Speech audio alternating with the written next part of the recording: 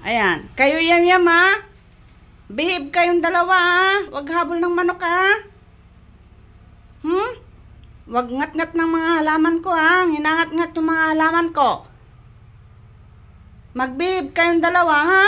Kung ayaw nyong palo. Sige. Huwag kayong ganyan. Huwag gala ng gala. Kung saan nagpupunta.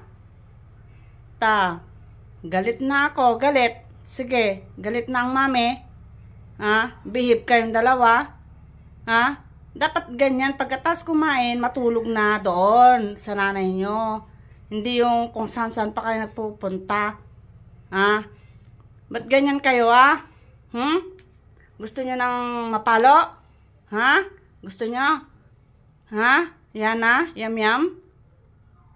Very good kayo lagi Sige, para hindi ako galit